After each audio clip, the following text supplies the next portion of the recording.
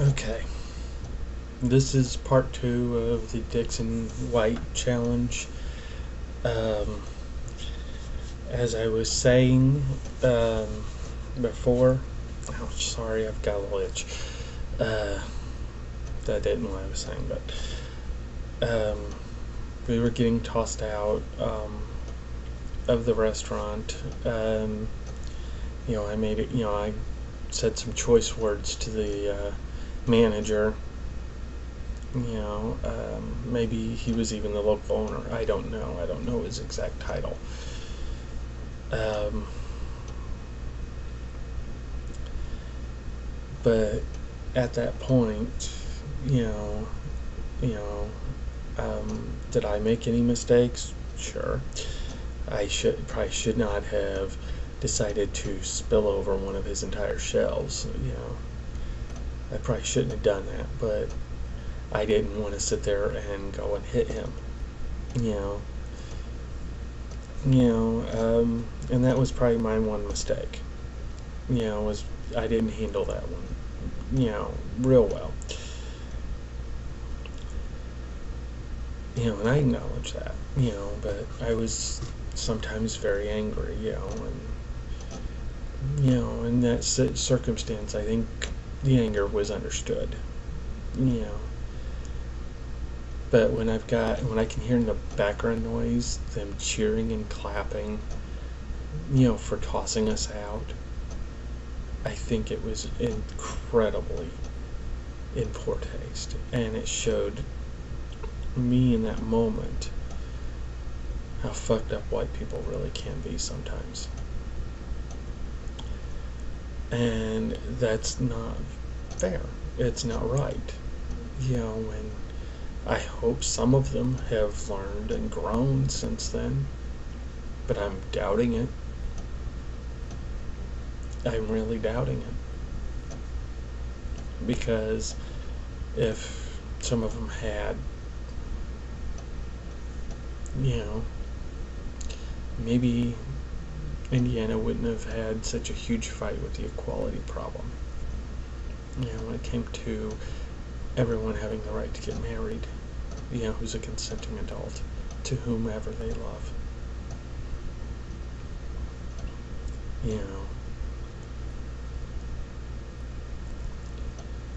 And that was disheartening that Indiana had not grown further than that.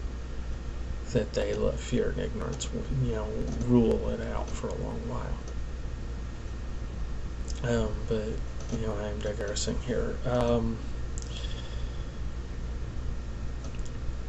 After we left, we're both crying at this point.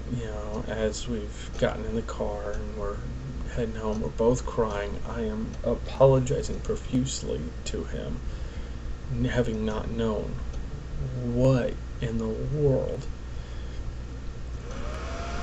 he was so scared about with that restaurant. I never understood it.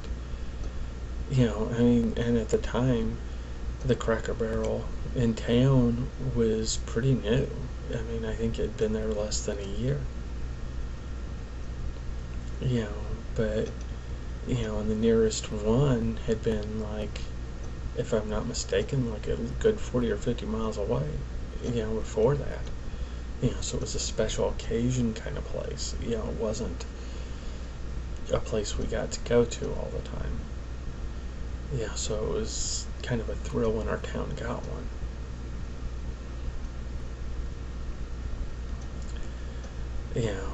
And it and here I am apologizing to this man I love at the time, and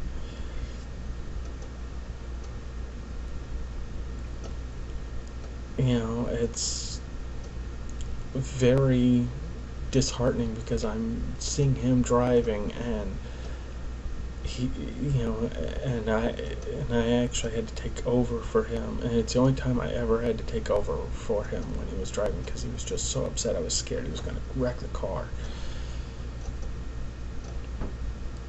But when we got home, first thing I did was I found out what the corporate number was for before Cracker Barrel. And then I made a phone call.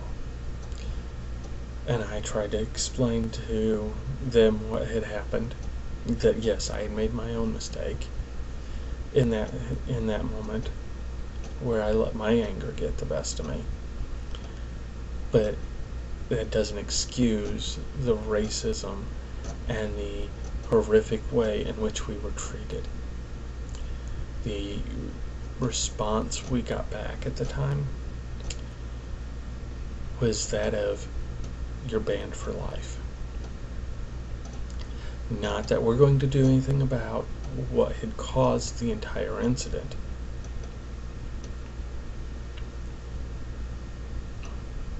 You're banned for life. We don't want you in any Cracker Barrel company, in any Cracker Barrel restaurant or store ever again. We don't want you buying our products. Don't want anything to do with either one of you. You're the troublemakers.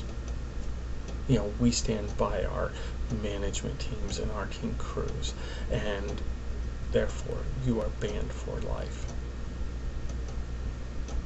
And that's fine. I do not go into Cracker Barrel restaurants.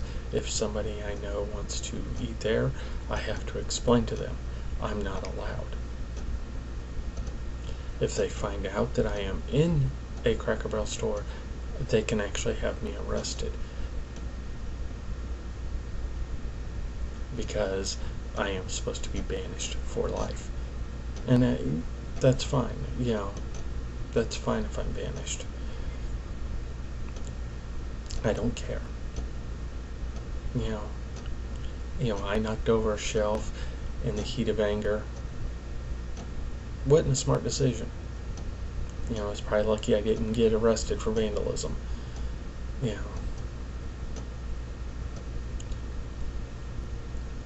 But I wasn't intentionally going to knock the shelf over. It just was one of the things where I wanted to grab something and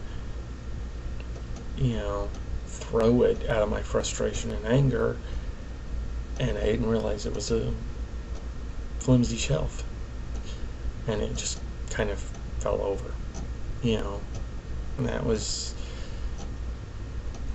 my bad. It wasn't one of those thicker, more stable shelves. It was one of those smaller, holds little tiny thing shelves, and I didn't react the best, but and I acknowledge that. But it also showed me that there was a privilege, there was a double standard that I had not experienced. And I don't know if I fully got it then, but every time I've looked back on it, every time I've thought about that incident, every time I've ever even thought about Denny, I've thought very much about what can I do to make this world better for him and for anybody else I ever dated who wasn't white. Because I've dated a lot of people who are not white, and I've been friends with a lot of people who are not white. And I want this world to be better for them. So that's part of why I'm creating this video, and why I created part 1. And I hope that if you accidentally have watched part 2 first, please go back, watch part 1, then come watch this.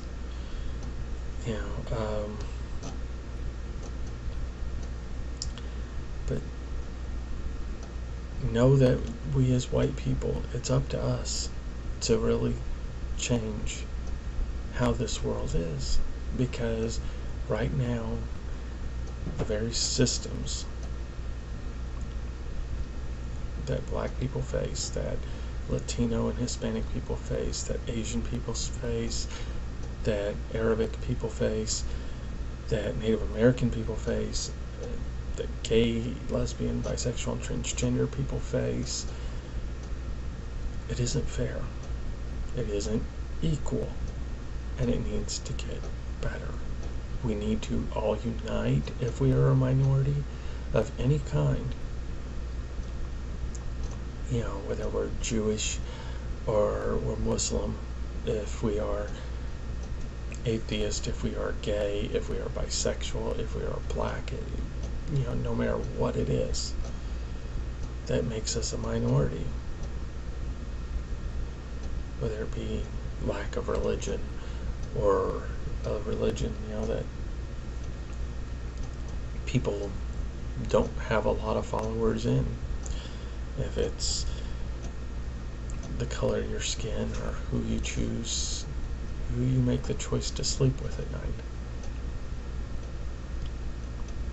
We need to come together, unify, find ways to heal, find ways to make things equal. Because I don't want to be in a world where I have a privilege that is based upon something as stupid as the melanin or lack thereof in my skin. You know. And I just hope that if you're watching, you agree with it, and you'll agree to be part of the fight to change it. Thank you.